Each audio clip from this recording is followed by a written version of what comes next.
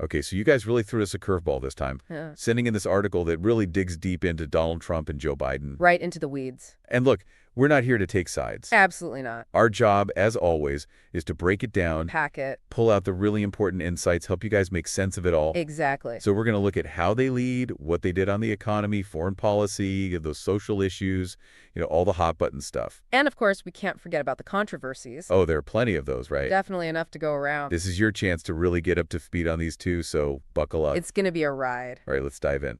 The article starts by comparing how these two guys actually lead, and right off the bat, you see a huge difference in style. Night and day, really. Trump is described as bold, unconventional, even controversial. That America First agenda really set the tone. And let's be real, you can't talk about Trump without talking about Twitter. Social media was his megaphone. He completely bypassed the traditional media, straight to the people. Loved it or hated it, you couldn't ignore it. And when you look at the substance, the article points to nationalism, deregulation, a real laser focus on economic growth. Those were his pillars, for sure. What's the main takeaway there from that kind of leadership? Well, I think the key takeaway is disruption. Disruption. Yeah, a real break from the way things were always done. Interesting. He shook things up domestically and individually. And that direct communication, going straight to his base, that's a powerful tool, but It's a double-edged sword, right? definitely. So on the plus side, the article lists strong leadership, being decisive, cutting red tape, and that tough stance on borders and national security. All things that appeal to a certain segment of voters. For sure.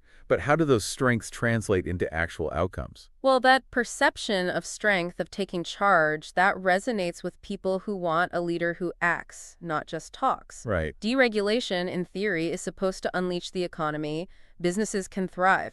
And nationalism, that sense of putting your own country first, that can be a really powerful motivator. Especially when people feel like their interests have been ignored. But of course, there's the flip side. Always. The article also points to his divisive rhetoric, political polarization getting worse, misinformation, those constant battles with the media. And, of course, the accusations of authoritarian tendencies. Right. So those strengths, depending on your perspective, could also be seen as weaknesses. 100%. The boldness becomes recklessness, the straight talk becomes dangerous, and the nationalism becomes alienating to our allies. It really shows how different people can look at the same qualities and see completely different things.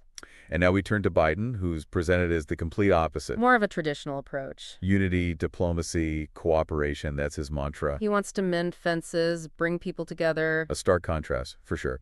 The article highlights his experience, his focus on foreign policy, and those big social issues like healthcare and climate change. He's got the resume, that's for sure. So what's at the heart of his leadership style? I think it's about restoring faith in the system. Interesting. Bringing back those traditional processes, rebuilding relationships. A steady hand on the wheel. Exactly. More predictable, less chaotic. But the article also mentions some potential weaknesses, like the perception that he's weak, indecisive, struggles with public speaking. And he's gotten a lot of criticism on his handling of the economy and immigration. Right. It's fascinating how communication style comes up with both of them, just in very different ways. Totally. Trump was loud, in your face, and that was a strength for his supporters. But Biden's style is sometimes seen as lacking that same punch. And the weak perception often comes from his emphasis on consensus. He's not collaborative, less about dictating terms. Okay, let's shift gear and talk money, economic policy. For Trump, it was all about tax cuts, getting rid of regulations, and that America First approach to trade. The corporate tax cuts were huge. And he really went after those regulations. Businesses loved that. And then there were the tariffs on China, those trade wars. A lot of back and forth on that one. The article acknowledges that the economy did well before the pandemic hit. Strong growth, jobs were being created. Unemployment was really low. What's the core principle behind his economic approach? It's all about supply-side economics. Supply-side meaning. Basically, the idea is you cut taxes and regulations, businesses invest more, and the economy grows. Trickle-down economics, some people call it. Right, and the trade protectionism, that was all about boosting American industries. Even if it meant making enemies on the global stage? Sometimes, yeah.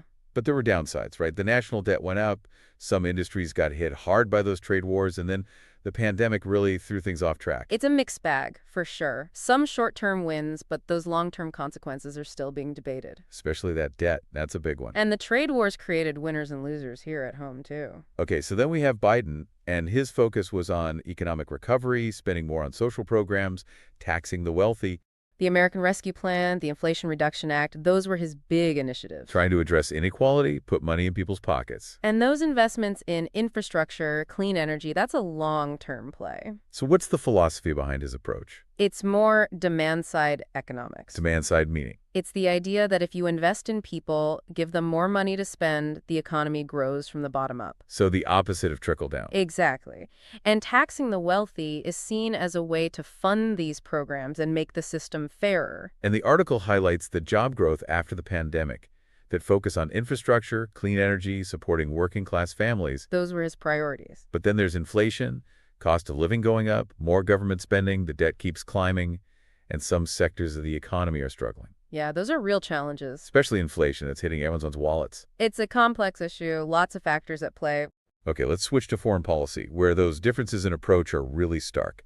Trump's America First policy really shook things up globally. He definitely wasn't afraid to make waves. The article mentions his efforts to reduce U.S. involvement in conflicts, his pressure on NATO allies, those trade negotiations. He took a very transactional view. Transactional, how so? He saw alliances as purely beneficial only if they directly served U.S. interests. And he preferred going it alone, acting unilaterally. And always putting domestic needs first. The article does give him credit for the Abraham Accords in the Middle East, bringing troops home from those long wars, and pushing NATO to pay their fair share. Those were seen as wins for his approach. Right. So what's the key insight about his actions? He wanted to reshape U.S. foreign policy to be more focused on specific American interests. Okay. The Abraham Accords were a big deal, a shift in Middle East diplomacy. And reducing military commitments abroad, that resonated with a lot of people. Bringing troops home was a popular move. But the article also talks about how he alienated our allies, pulling out of the Paris Climate Accord, the Iran nuclear deal, his handling of North Korea and Russia. Those moves created a lot of tension. Right. He was skeptical of those big international agreement, those multilateral approaches. And that strained relationships with our traditional allies. And his approach to countries like North Korea and Russia, that was unpredictable, to say the least. Some called it erratic. And then we have Biden, whose focus has been on rebuilding those alliances, standing with Ukraine. He wants to repair the damage. Rejoining the Paris Climate Agreement, the World Health Organization, those were early signals of his intentions. Back to a more traditional U.S. role. What's the central idea behind his approach? It's about cooperation, working together to solve global problems. Okay. Climate change, security threats, those are challenges that require collaboration. And the article points to his efforts to strengthen ties with NATO, the support for Ukraine, rejoining those global agreements. He wants to project stability, reliability. Showing the world that America is back as a leader. And the support for Ukraine, that's a key example of that commitment to collective security. Standing up to aggression, defending democracy. But of course, there have been criticisms. The withdrawal from Afghanistan was chaotic. That one really hurt his image. And the relationship with China, that's a tough one to navigate. Balancing competition with the need to cooperate on certain issues. And then there's the perception that he's weak, that he's not up to the job. That perception can really undermine U.S. influence. All right, let's move on to social policies where those ideological differences are really front and center. For Trump, it was all about conservative values, law and order, and cracking down on immigration. He appointed 3 conservative justices to the Supreme Court. That was a major legacy. A huge shift in the balance of the court. And those rulings on abortion, gun control, they're still being felt today. What was the core theme driving his social policies? It was about upholding those traditional conservative principles, prioritizing law enforcement, a strict interpretation of the Constitution, a tougher stance on immigration. And the article mentions those strong law enforcement policies, the conservative judges, limited government involvement in businesses. Those were all seen as positive from a conservative viewpoint. So what was the ultimate goal? To protect what they see as core American values, ensure public safety, promote individual liberty and economic freedom. But his rhetoric on race and immigration, that was really divisive. It fueled a lot of anger and resentment. And then rolling back environmental regulations, the way he handled the pandemic, that drew a lot of criticism. His critics saw it as a disregard for science and public health. And then we turn to Biden, whose focus is on expanding healthcare, LGBTQ+ rights, climate action, gun control, reproductive rights, diversity and inclusion. A very different set of priorities. What's the driving force behind his social policies? It's about social justice, addressing inequality, making sure everyone has a fair shot. Okay. Expanding healthcare, protecting marginalized groups, tackling climate change. The article highlights his support for healthcare expansion, climate initiatives, policies on LGBTQ+ rights, and reproductive rights. He wants to create a more just and equitable society. But he's facing challenges on policing and crime, that border crisis is ongoing, and trying to balance those progressive and moderate wings of his party. That's not easy. Those issues are deeply divisive. Finding common ground is tough. All right, we've covered a lot of ground here, from leadership styles to policy positions, but we can't wrap up without talking about those controversies, those moments that really capture the public's attention. For Trump, it was the two impeachments, those accusations of inciting the Capitol riot, the constant claims of spreading misinformation, And his handling of the pandemic was highly controversial. and all those legal battles. That definitely shaped how people saw him. He was a magnet for controversy. So what's the main takeaway from all of that?